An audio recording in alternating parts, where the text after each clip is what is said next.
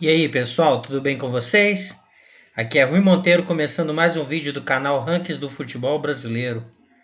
E o vídeo que vocês acabaram de ver aqui no início são os gols do último jogo da Mercosul do ano 2000. É um dos maiores jogos da história do futebol sul-americano, os maiores jogos da história do futebol brasileiro. É o terceiro jogo daquela final entre Palmeiras e Vasco da Gama. É que o Palmeiras abriu 3 gols no primeiro tempo, 3-0, e o Vasco da Gama virou no segundo tempo 4-3 com 3 gols de Romário. Inclusive o Romário já declarou que esse foi o maior jogo de clubes que ele já disputou. Por que eu coloquei esse jogo aqui? Como vocês já viram na thumb, vocês estão vendo aí na tela, o tema desse vídeo de hoje é a Copa Mercosul. Então vou contar um pouco da história dessa Copa Mercosul, focando, como está aqui no título do vídeo, em tentar entender como essa Copa Mercosul nos ajuda a pensar o porquê da Superliga Europeia, anunciada 15 dias atrás pelos grandes clubes europeus, não ter dado certo nem ter saído do papel. Então nós vamos contar aqui para vocês hoje um pouco dessa história, e tentar entender essa situação. Se você é novo aqui no canal, seja muito bem-vindo. Deixa logo o like aí, se inscreve no canal, aciona o sininho, porque é acionando o sininho aí que o YouTube vai avisá-lo quando sair vídeo novo aqui do Rankings do Futebol Brasileiro.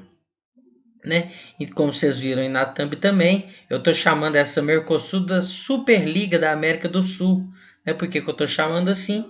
Porque é muito parecido com a ideia que os clubes europeus tiveram agora, como eu já disse, acabaram anunciando aí, de trazer uma competição com os maiores clubes do continente.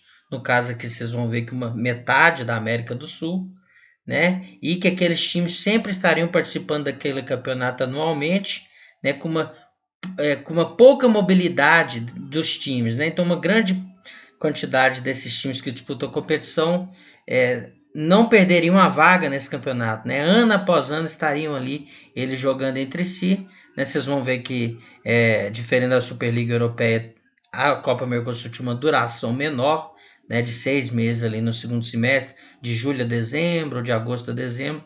As 4 vezes que aconteceu a Mercosul foi ali nesse período de segundo semestre, Então, com o passar do vídeo aqui, a gente vai entendendo melhor qual que é o foco aqui do assunto, E como que foi a história dessa competição e, mais uma vez, como que ela nos ajuda a entender por que a Superliga Europeia não deu certo.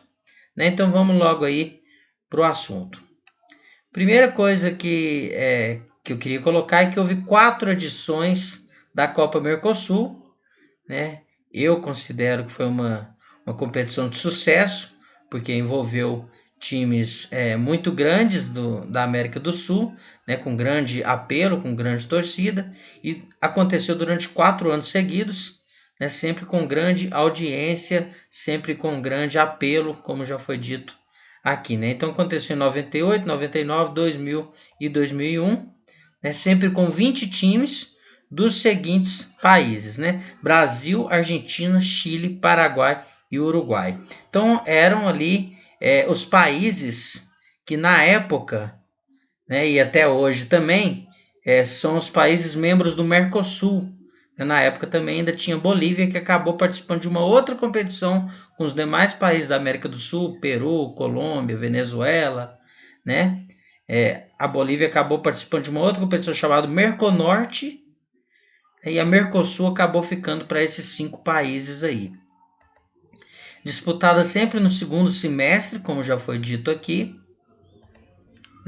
Como que era a competição? 5 grupos de 4 times na primeira fase, a fase de grupos, classificando 8 equipes desses 5 grupos, os 5 primeiros colocados e os 3 melhores segundos colocados para a fase de mata-mata, para as quartas de final, e aí até a final em mata-mata, quartas de final, semifinal e final, todas as fases em turno e retorno, sendo que em 98 e em 2000 a decisão foi em 3 jogos, em 99 e em 2001 a decisão foi em um jogo, tá certo? Por que que eu digo que essa competição foi a Superliga Europeia, né? Por que que ela lembra a gente o que que os grandes times europeus anunciaram agora no ano 2021? Porque dessas 20 equipes que jogavam competição, 18 jogaram todas as edições. Então a gente vê que aqueles clubes que fundaram a competição, né? Eles sempre estavam lá, né? Então, ano após ano, 18 clubes, os mesmos 18 clubes participavam de todas as edições, que são os clubes que a gente vai ver a partir de agora aqui na tela. 6 times do Brasil: Corinthians, Cruzeiro, Flamengo, Palmeiras, São Paulo e Vasco da Gama. 5 times da Argentina: Boca Juniors, Independiente, River Plate, San Lorenzo e Vélez Sarsfield. Os 3 maiores times do Chile: Colo-Colo, Universidade Católica e Universidade de Chile. Os 2 maiores times do Paraguai: Cerro Porteño e Olímpia, lembrando que aqui está por ordem alfabética, tá, pessoal? E os 2 maiores times do Uruguai: Nacional e Peñarol. Esses 18 times que vocês estão vendo aí na tela participaram das 4 edições. Outros 5 times também jogaram a Copa. Vocês estão vendo aí. O Grêmio, né, disputou a Copa 3 vezes. Disputou a Copa em 98, em 99 e em 2001. O Racing disputou a Copa 2 vezes, em 98 e 99. Então reparem que em 98 e 99 foram os mesmos 20 times. No ano 2000, o Grêmio deu lugar para o Atlético Mineiro, que foi a única vez que disputou. E o Racing deu lugar para o Rosário Central. E em 2001, o Rosário Central deu lugar para o Tajeres e o Grêmio voltou a disputar a competição. Então, ou seja, 23 times apenas disputaram a Copa Mercosul entre 1998 e 2001 nas 4 edições. Agora aí na tela a gente vai ver os campeões, passando rapidamente aqui pelos campeões. Em 98 foi o Palmeiras, que conseguiu ser campeão em cima do Cruzeiro. Em 99 foi o Flamengo em cima do Palmeiras.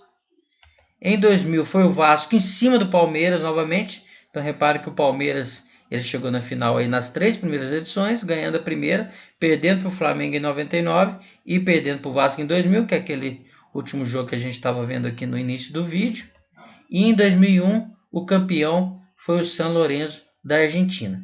Então, passando por essa história da Copa Conmebol, claro que uma história resumida aqui, eu vou ao foco do vídeo principal aqui, que é como que a Conmebol, como que a Copa Mercosul, organizada pela Conmebol, nos ajuda a entender o porquê da Superliga Europeia não ter dado certo, e os limites de uma competição dessa maneira, que tem uma pouca mobilidade de clubes ali. Então a gente vai começar a ver isso a partir de agora, que é os fatores que fizeram a Copa Mercosul ser um sucesso. Então o primeiro fator que eu coloquei aqui é a época. Por que a época foi importante? Primeiro, do ponto de vista do bloco econômico.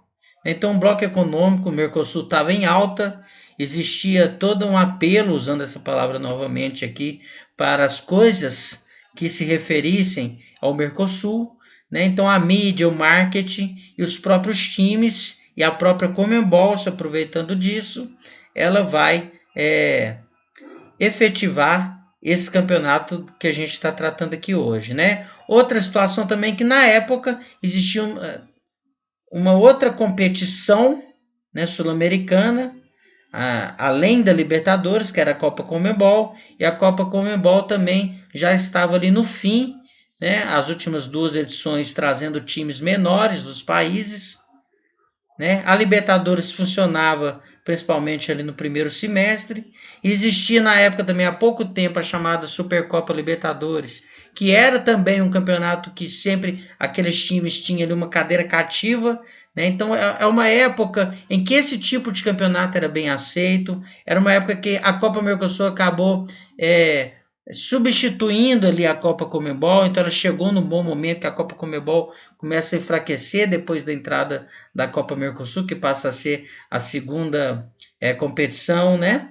É uma época, como eu disse já, favorecida pelo apelo do bloco econômico Mercosul, né? E mais uma vez, uma coisa que também estava presente lá na Europa em relação à Superliga, também estava presente aqui também, que é um fator que nesse caso acabou favorecendo também a alta premiação para quem jogasse essa competição, né? Então esse primeiro fator, a época, né? Não coloquei aqui, mas o fato também de ser na América do Sul, eu acho que as realidades são diferentes, também ajuda, né? O segundo fator que eu trouxe aqui foi o organizador. Quem foi organizador dessa competição? Diferente do que aconteceu lá na Superliga Europeia, não foram os clubes em si, e sim foi a Conmebol, a Confederação Sul-Americana de Futebol. Então, o fato de não ser um torneio pirata, como se diz, né? O que iria ser a Superliga Europeia, né? Porque não teve a bênção da UEFA, não teve a bênção das confederações nacionais.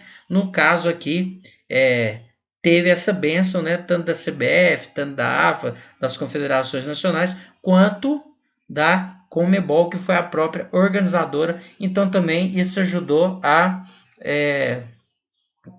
competição acontecer, né?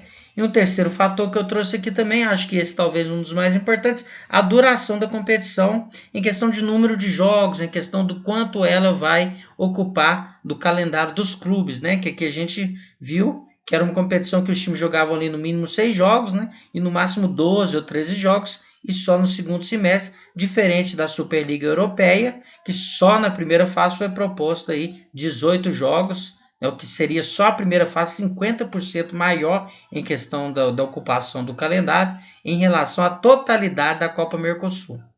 Então se junta a época, junta a questão de não ser um torneio pirata, junta a questão da duração, né, menor do que a Superliga Europeia, fez com que essa competição, ao contrário da Superliga Europeia, fosse um sucesso e acontecesse durante 4 anos aí. A gente sabe também que ela teve um limite, que talvez seja um limite de uma competição desse tipo, né? De uma pouca rotatividade de clubes, né? Também teve um limite de que ela não aceitava clubes pequenos, com exceção ali do Tajeres na última edição, e os clubes pequenos também estavam querendo e requerendo, né, uma participação maior no calendário da Conmebol, então ela acabou durando 4 anos apenas, o que mostra também que talvez uma competição desse tipo, apenas com os maiores times, sem uma condição de um time menor sonhar em participar dela, também tem um certo limite aí, que é o que aconteceu com essa Copa Mercosul. Tá bom, pessoal? Queria só trazer essa história para vocês aí da Mercosul. Não vou prometer, mas mais para frente aí a gente pode trazer mais vídeos sobre essa competição, né? Vamos ver aí se vai encaixar dentro do cronograma do canal, se vai ser possível, né? Mas eu quis só relembrar essa competição para vocês aí, trazer um pouco dessa história e tentar entender por que também que a Superliga Europeia não deu certo. Então a Copa Mercosul é a Superliga que os europeus não conseguiram fazer. Foi o que eu trouxe para vocês aqui hoje. Se chegou até aqui e não curtiu ainda, curte o vídeo aí, se inscreve no canal, né? Aciona o sininho, porque isso tudo é muito importante para a gente. Espero que tenham gostado do vídeo e que gostem dos vídeos que a gente está sempre trazendo aqui. Um abraço e até mais.